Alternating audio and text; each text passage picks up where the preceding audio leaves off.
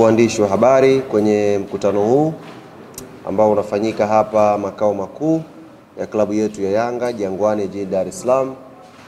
Lakini pia niwakaribishe wale wote ambao wanafuatilia mubashara matangazo haya kutokea hapa Jangwani kupitia vyombo mbalimbali vya habari ambavyo tuko navyo hapa. Wanachama, mashabiki na wapenzi wa klabu yetu ya Yanga, najua wako na shauku kubwa kutaka kujua uongozi wao unazungumza nini asubuhi ya leo, kizingatia siku ya jana tumetoka kupata matokeo mazuri kwenye kombe la CRDB Federation Cup, na Mwenyezi Mungu ametujalia tumeingia kwenye hatua ya 16 bora. Kutokea pale program ambayo imetangazwa, tunafahamu tunaingia kwenye mapumziko ya FIFA break.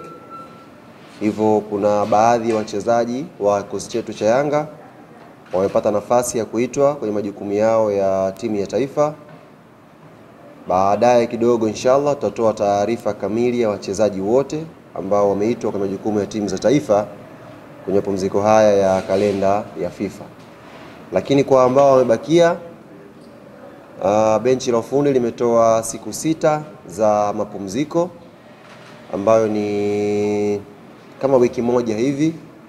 Baada ya hapo watarejea wote kambini kwa ajili ya kujiandaa na mazoezi kuelekea mechi za mwisho za ligi kuu.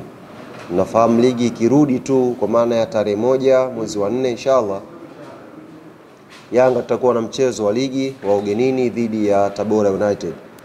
Hivyo tumetoa siku 6 tu za mapumziko. Baada ya hapo tutarudi kujiandaa na mchezo huo, na kama tutakuwa na ratiba yoyote hapa katikati, basi tutatafutana, tutaitana tena hapa makao makuu au sehemu nyingine ambayo itapendekezwa, tuje tujuzane taarifa nyingine ambayo itakuwa inatoka kwenye klabu yetu.